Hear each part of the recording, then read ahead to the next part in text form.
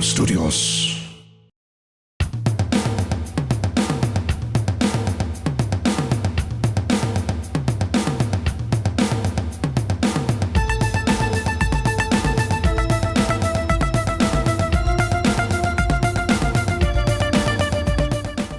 Welcome back to Laughing in the Dark, the podcast where I hang out in haunted places with comedians.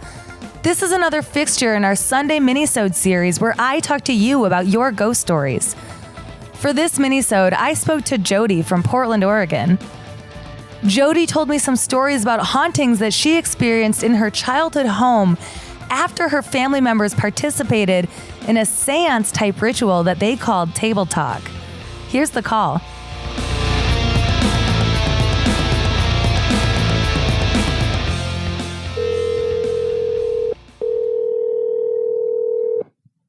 Hi, this is Jody. Hi, Jody. This is Sarah from Laughing in the Dark. How are you? Hi. Good. Hi, Sarah. How are you? I'm good. Where am I calling you from? Where I'm in Portland, Oregon. Yes. Are you in Portland? Okay. Yes. I was like, I guess it is a 503 number. I should know that. Yeah, there's a clue. So, how is your morning going? Pretty good so far. It's a beautiful day again. Not too hot yet. I love it. I love it super hot, actually. It's my birthday tomorrow. You can have my hot days then. Really? I've been telling my friends, tomorrow's my birthday and it's supposed to get to 90 degrees. And I'm like, oh my God, it's like a birthday present. And everyone's like, oh, you're so disgusting. Well, happy birthday for tomorrow. And yes, you can have my hot days. All the hot days. For you. Thank you. I'm moving to Southern California in July. So I will be taking all the hot days. You won't need them, yeah. Yeah. So how have you heard of the show? I think I stumbled onto a Craigslist ad. Okay, nice. And have you listened to... somehow it...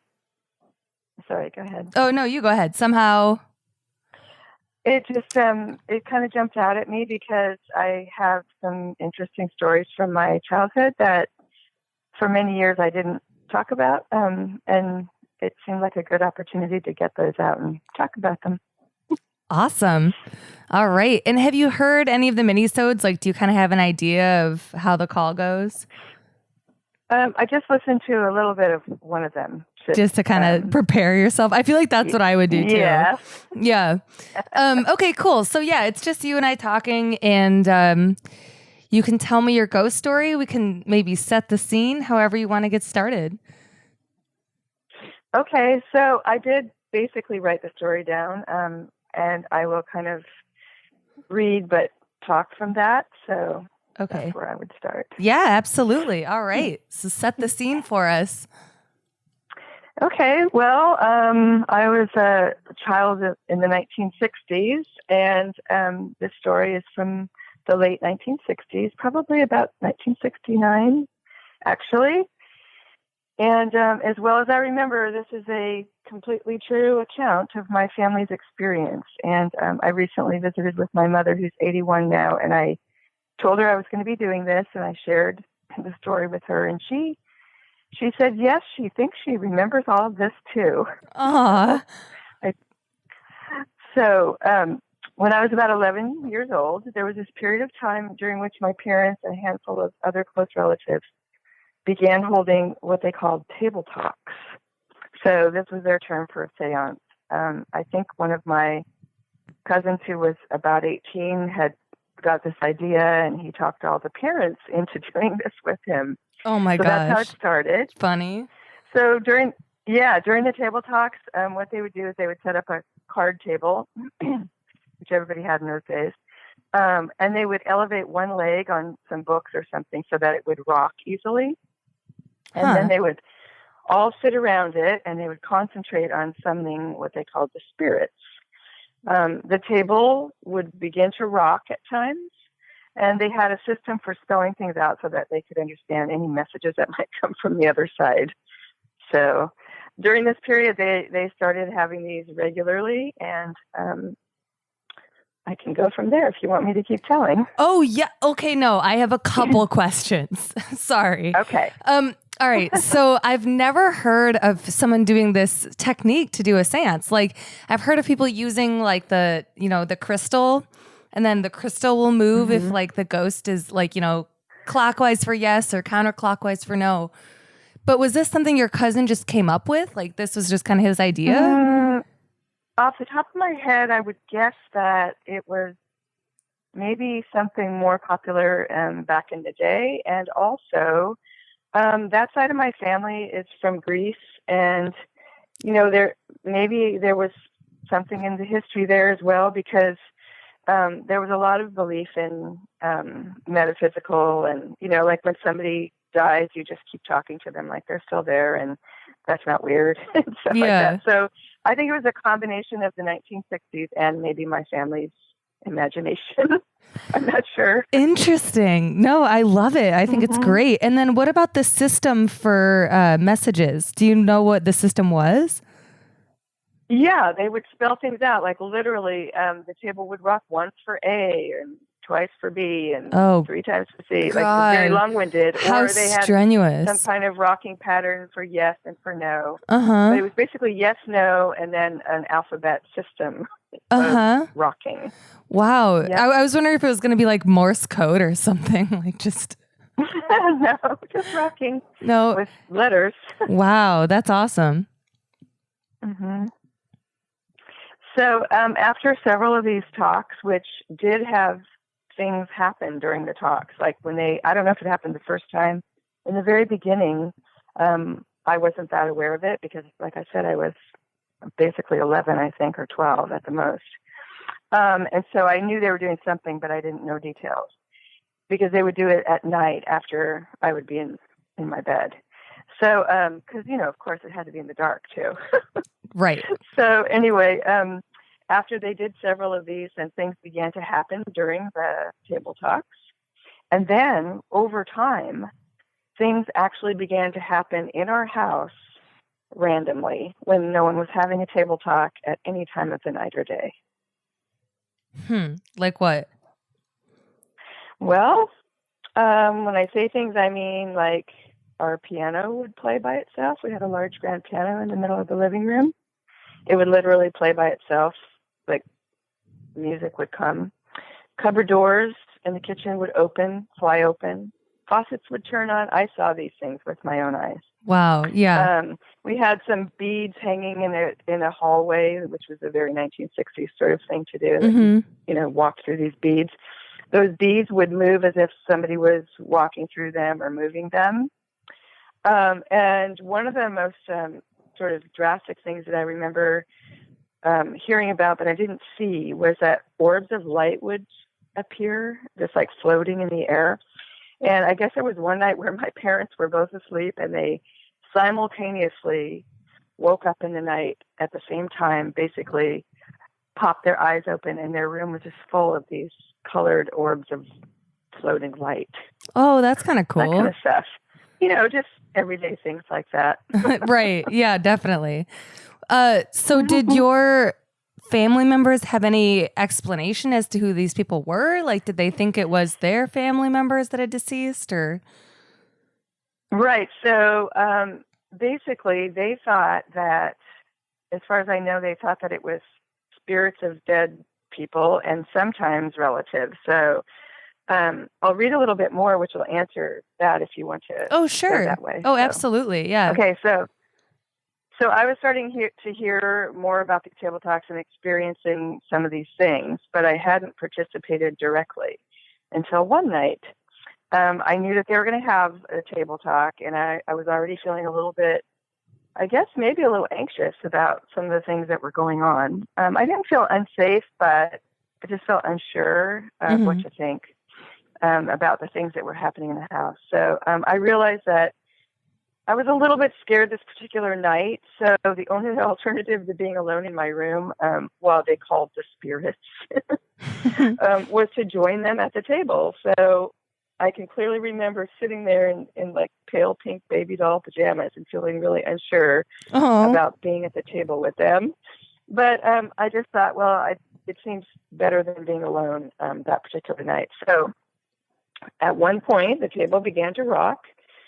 literally everyone's hands and feet were nowhere, like no one was touching the table. It was rocking. Mm-hmm. And then there were like knocking sounds on our kitchen cupboard doors. Nobody was there, so I could hear that and see that no one was pranking or anything like that. Yeah. So the spirit, as we called it, was asked for their identity, and they spelled out the name of one of my mother's brothers, or one of my mother's uncles, sorry. So they spelled his name and spelled the word dead after his name. Ooh. But what was really weird for all of us was that this particular uncle was not dead at the time. Was he in the room? His name was unusual. And so to hear them spell that and then say dead, everybody kind of freaked out. Yeah. So they decided that the spirit was somehow mocking them or trying to scare them. And they became very uncomfortable and they ended the table talk. Was that particular uncle like present at the time? Was he in the room with you guys? Oh, okay. No. Yeah. No, he was in Canada. We were in California. Oh, okay. Uh-huh. So it was very weird. And I just remember my mother saying, well, he's not even dead. And then, I think that after that, the table sort of just began randomly rocking. Like it definitely felt a little bit like someone was playing with us. I remember that feeling very specifically. Mm-hmm. So anyway, there soon kind of came a time where my parents began to feel, and maybe that night was possibly part of the turning point. They began to feel like they were, being invaded in our home, like we were always being watched or something was always around. Mm-hmm. And it just kind of became a little uncomfortable for all of us. So one night, the story goes, my father was up late at night playing the piano, which wasn't unusual. He was a brilliant pianist. Oh, cool. And so at some point while he was playing, he felt like really overwhelmed by a presence in the room. And he just he couldn't tolerate it any longer. So he got up and he stood in the middle of our living room and he asked to be left alone. And I guess he spoke out loudly and quite firmly that it was just time for whoever it was to leave us alone. And after that night, basically no further unexplained occurrences happened in our home. So it seems like he got through and we were left alone. So over the years, I had thought of this so many times of this period and wondered, what the heck was really happening? Mm-hmm. I saw and heard enough with my own eyes and ears that I know there was definitely something happening. And I've questioned it, was it really the spirits of dead people, which is what my family believed at the time? Or I've wondered, various other ideas and explanations. I have an open mind and I know we don't know everything. So the one thing that also stands out to me is at the time when it was going on, I started confiding in some of my friends about it. And very quickly, I realized that this was not quote unquote normal and that they weren't doing that in their houses and that people did not believe you. You're like, oh, childhood. Or you guys remember those table talks? I remember parents of my friends, getting upset that I had told them things like that. So your friends got upset? For many years. Your friends got upset that you told them about it? Their parents did. Oh, their parents did. I see. Okay, yeah. Yeah. So I basically stopped telling the stories, and for many years I didn't talk about it unless once in a great while I was with someone and somehow the conversation took a turn in that direction and I felt like it was safe. So this is one of those times. Well, good. I'm glad I could make you feel safe to tell your story. Yeah. I was wondering, so was that uncle actually dead or no? No, he wasn't. That's what made them feel really like they were being messed with and made them unhappy about it. Yeah, because I was just waiting for you to be like, and then they found out he died in a car accident that night or something like that. No. Yeah. No, interesting. I'm not sure when he died after that, but I don't think that it was close to that time. And I mean, honestly, his name was like Rugless or something really unusual. Yeah. And so it spelled out that name. So it's not like it could have been anyone else they were talking about. Yeah. You're like, that could be anyone. Yeah. So, well, that's crazy. Yeah. That's such a funny thing about like you like probably you growing up, you just figured everyone had these little table talks in, everybody's house. And Of course, we also had a crystal ball, and like I said, we talked to people who were dead all the time. So, and there were people in my family who were very psychic, is the term we use, and I myself have had many experiences in that way. And I believe that there's just so much going on, around us and in other layers of existence, dimensions, if you want to call it that we don't really understand, but that we do occasionally sense or even get like real interactions with. I know from my own life experience that I believe something like that is true. And I know I'm not the only one. I think it's like one of our senses that, just like all the other senses, we acknowledge, but that in some people's belief systems, they don't allow themselves to go there or develop it or believe it. But in my family, it was kind of accepted. Yeah, so. No, I agree with you. Obviously, I do this show, but yes, I definitely have talked to loved ones that have died like they're still here. Like I do, like, and it's almost like I don't know if I always talk to my dad all the time, and I don't know if he has any kind of like special powers in whatever dimension he's in, but I just bank on it. So I'll just be like, Dad, will you just clear this traffic? Like, help me just get to work on time. This is just, I'm so stressed out. Come on. Yeah. My father passed away about 1.5 years ago, and I do the same. And so I maybe that's not so unusual, but like my grandfather, when he was still alive, and he was from Greece, not only talking to, but he would just say things like, "Oh, I saw Carol today, and she was one of my cousins that had passed away." He would just say, "I saw her today," like she was just there. Yeah, weird. So he would do more than talking. He would like actually hang out with them. So that just seemed normal, that you might just see and interact with somebody who, I've seen people in my dreams a lot, and it feels like more than a regular dream. Yes, sometimes. I have those too. I've talked about that a lot with people that have lost someone close to them. And when I first had that with my dad, because actually we're pretty close together on that. My next month, it'll be 2 years for me. Oh, wow. Yeah. But by the time your episode comes out, it'll be like way after his anniversary. But, right. But yeah, like, I've totally had those dreams that are, trying to explain them to people who haven't had them before. You're like, it's not a dream. It's like real. Like there's the difference when you do. It's so weird. It's like you physically, I feel like in dreams, I never remember like touch or like heat or like smells or things like that. And in those dreams, it's just like any other day. It just happens to be a dream. It's very, very cool. But that's, and that totally, like those dreams, they totally erase doubt in my mind for some reason. So I'm just like, it's real. It's totally happening. And so you said that you had some like psychic abilities?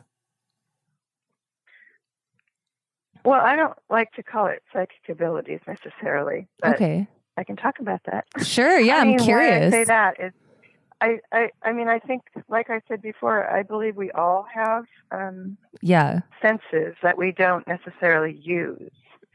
And in my family, that was just normal to accept. And so I think when you're in an environment where you have an open mind and it's believed, then it's more likely for you to have those experiences. And people can be converted, like over time. I remember when I first married my ex-husband, he was very skeptical. And over time, he saw enough examples of me knowing things that I couldn't possibly know, that he became a believer. So I think that, like I said, I don't think it's an ability in the sense that I have something other people don't have, because I believe we all have it. We just don't all open ourselves to it. That's my thought. Yeah. I think that's true. So my particular psychic thing can be anything from, like, back in the old days before we had caller ID and things like that. I would probably, like, 90% of the time know who was calling when the phone rang. And then I've had some very large experiences with knowing when somebody had died before I heard the news, things like that. So, man, I wish I had that's that. what I call. Well, it's a little weird because it kind of puts you in a strange position, because then you don't know whether you really know this or you just had a thought, and it can be kind of scary if it's about someone dying, you know? Oh, because yeah. You don't necessarily want it to be true. Yeah, and then you're like, oh my God, did I create that by thinking it? Like, yeah. Well, yeah, then I sort of say, okay, to the universe, no, hopefully that was just a random thought that I had no control over. Yeah. But I kind of know the difference, actually. I mean, the times, it's just a handful, but the times when it's really happened, I pretty much know that it's not a random thought. It feels, just like we said about the dreams, it feels different. Yeah. It feels differently, yeah. Yeah, that's interesting. Well, because like I've had some people close to me that have died that we had one guy who I say he's like an uncle to me. His wife, I call her bonus mom. She might be listening to this. Hi, Zoe. But when he died, Jim, he actually fell off a cliff. And oh my gosh. Yeah, it was weird. It was kind of like, that's like such a Looney Tunes way for someone to die that you're like, oh, I guess that like happens to people. That's weird. But but he was missing for a couple days. And I was thinking, just because I think like you see movies where like people just know, and like, you know what I mean? Like you just know if someone's going to die.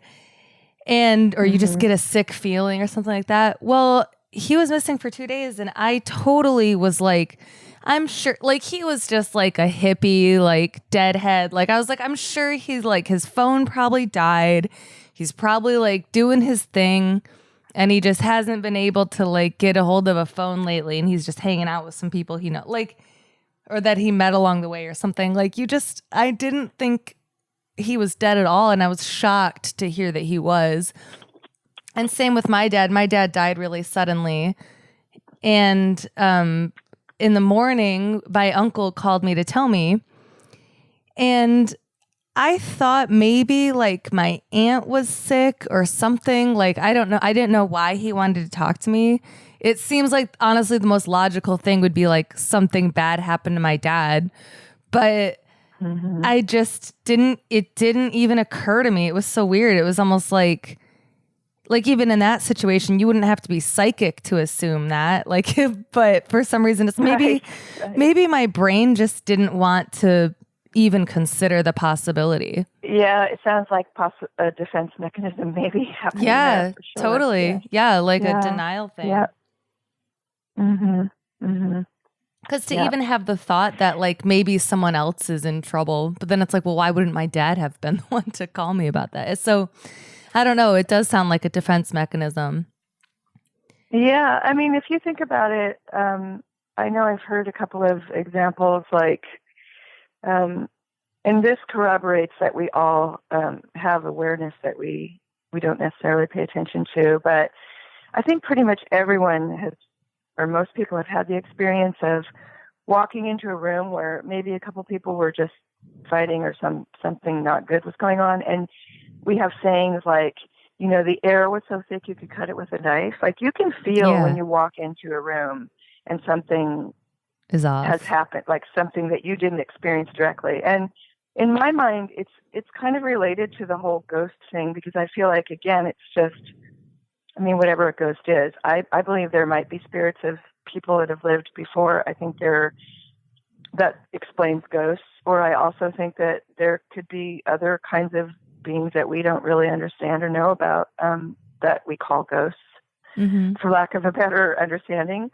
But I feel like the whole psychic thing ties into just having your awareness be open so that you may experience things like that. Yeah. More often, or when someone else doesn't. Having said that, having had an open mind my whole life and lots of experiences, every time I go to the White Eagle, I am ready to meet someone who supposedly is haunted. And I always put the feelers out, but so far nobody has said hello. And I'm Oh my God. disappointed. Everyone is always telling me, they're like, why haven't you done the Shanghai tunnels yet? Because there's like all this red tape around doing a main episode there. I don't know if you saw what the main show is, but what I do, I go to haunted places with comedians.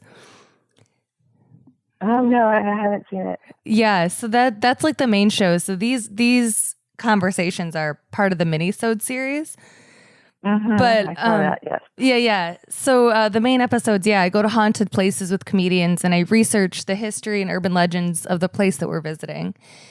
And I think that's fantastic. Oh, thank you very much. Yeah, it's very cool. But I haven't done the Shanghai tunnels yet because they're kind of like protective of it. And McMenamins is pretty protective as well, even though I did Edgefield. Yeah. But I just did Edgefield like based on, I even like put out a disclaimer where I was like, this is all just like public knowledge. Like I got it on the internet. McMenamins is not involved in this. But I did a tour of the Shanghai tunnels as well. And Randy, we can like edit this stuff out. Sorry, that's my producer. Sometimes I throw in production notes.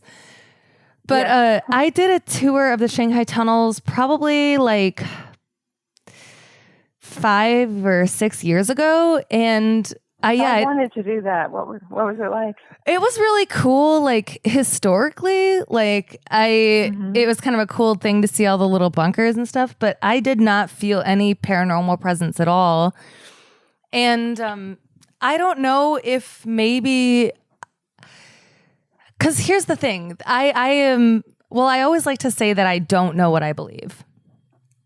But I say I have an open mind, which means the same thing. Yeah, exactly. That's exactly what I'm saying too. It's like my favorite quote is Socrates or Plato, I guess, but he says, the wisest man knows that he knows nothing. And that's exactly what I believe. Nothing. Yeah. And everything, the possibility of anything is what I believe in. Well, I think it's very egotistical to think that we know everything as humans. I mean, that's partly why, I don't know, I have trouble with organized religion because there's too many answers. I feel like there's so much we don't know that it's kind of our responsibility to have an open mind, in my opinion. It's that way true. You can learn. And then it applies as well to, I mean, even on the other side of that, like when people, I totally get like teased sometimes for having a show about ghosts, which like fine. But sometimes people will say like, oh, well, I'm just really, I believe in science. And I'm like, as someone who was a pre-medicine student and actually works in a lab right now, I gotta tell you, science is all about having an open mind. Like I was going to say, science does not negate things we can't explain. No, it just says we haven't explained them yet. And even the explanations that science has come up with, like theories, are the closest things scientists have to a fact until those get disproven. And that's what's so cool about science is that that's what intelligent people need to have. They need to have an open mind in order to discover new things. Like that's how you solve problems. Absolutely. But anyway, so it sounds like we're on the same page there. But so basically, like I believe that there are spirits everywhere all the time. I don't think it's that particularly weird to have an experience.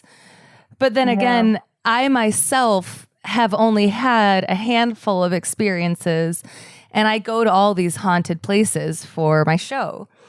And so can I ask you a question about that? Sure, absolutely. Do you, because I seem to have a thing that's connected to buildings at times, like certain buildings I can really feel things. But what I'm wondering, since you do it for your living and you go regularly to places that are supposedly haunted, do you feel any more things happening in those buildings than you do in other buildings that you don't necessarily have haunted history about? Like could it happen anywhere for you just as randomly as it happens in a haunted place? Well, all right. So this is what I was thinking like I might not be as connected as like you or somebody else who has more experiences.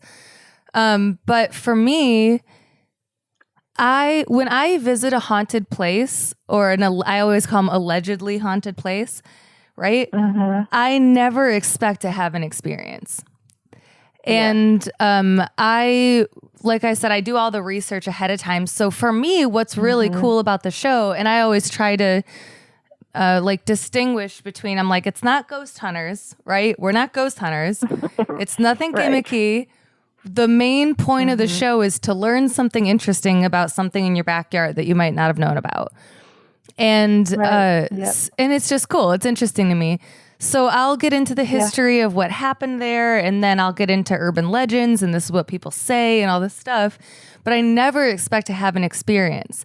And I have had, out of, I think, 27 places I visited in season 1, I had 3 different experiences in different places. And they were all very, very subtle, too. But there's definitely some places we go to. Now that I'm kind of thinking about it more, there's been a couple more experiences where me and the comic will both kind of be like, okay, no, this does feel weird right here. This is weird. And you're kind of trying to distinguish between like, okay, does it feel weird because I know what happened here and I'm kind of psyching myself out? Or does it feel weird because something's going on? And I think it's hard to say either, but especially if 2 people are feeling it at the same time, I'm putting my money on that there's something going on. Oh, absolutely. Yeah. The house that I grew up in, I've had 2 ghost experiences in that house that were beyond the shadow of a doubt a ghost experience. And I was in like, I think 3rd grade for the first one and probably like 5th grade for the second one, or 6th grade or something. And one of them, I actually saw a ghost at the end of my bed who was not bad. It was a lady. She was just, I had a totally like normal feeling. I wasn't even afraid until I put together what I was seeing. And then I kind of started to get freaked out and like jumped out of my bed and, got the hell out of there. But, the second time I didn't see anyone. And I was talking to my friend in the basement, and for some reason, I was looking right at my friend, and I felt like there was a man standing behind her. But I was looking right at her. I didn't see anybody. It just was this weird feeling I had. And I just thought like, I don't know, I'm probably tired. It was like the middle of the night or something. And Ashley stopped talking and said, I feel like there's like a man standing behind me. And I was like, okay, let's go upstairs. Like, this is weird. So that for me, amazing. Yeah. And I told her right after it happened too. And I don't know if she even believed me. And like the first one, when you just see it with your own eyes, it's just like, yeah, I saw a ghost. Like it was right there. And my mom didn't believe me. She was like, maybe it's an angel. I was like, no, it was a ghost for sure. I think that's what a lot of people say when they're not sure, or it depends on your belief system. I mean, I think if you buy into the whole heaven, hell, and conventional stories, then angels make sense. Well, and that way. Honestly, since I've started doing this show, and there's a show, one of the inspirations for this show was a TV show on Sci-Fi called Paranormal Witness.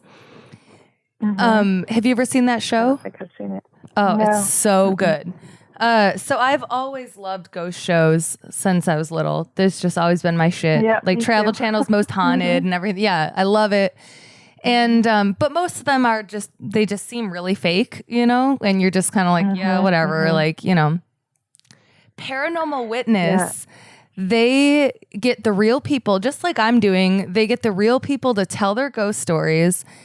And they are so selective about who they choose that you believe all of them. Like they seem like legit, sane, normal people being like, this was really crazy and like, this is what happened.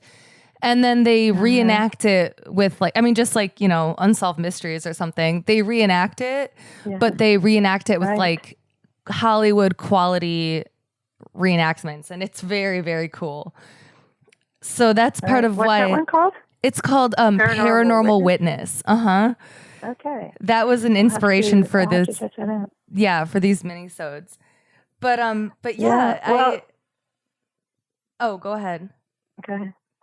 I was just going to say, I recently was talking to somebody. You just made me think of it, and I'm kind of at a big transition in my life right now, and so I'm sort of feeling like things are wide open for the choices I can make, which is intimidating but also exciting. Yes. And so sometimes I'm asking myself, I'm self-employed and I love the things I do, but I'm also asking myself, like, if I could have my dream job, that was something else, what would it be? And honestly, the first thing that comes to my mind, and I've thought this for years, is I would love to be a psychic detective, because I feel like it would be so good to, like, it's focusing on finding people who are missing. Like, to me, that would be the most rewarding thing that you could possibly do. And, somehow put these senses to work in a way that could help people, And I told someone recently about it, and she burst out laughing and she said, "I thought you were going to say a real job." And I thought, in my mind, that's a real job.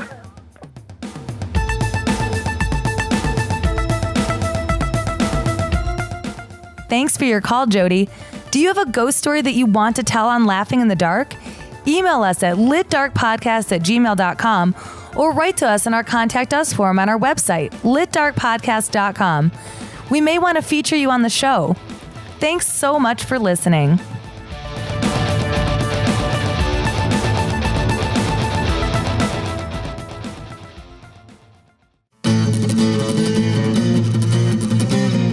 Carnival Studios.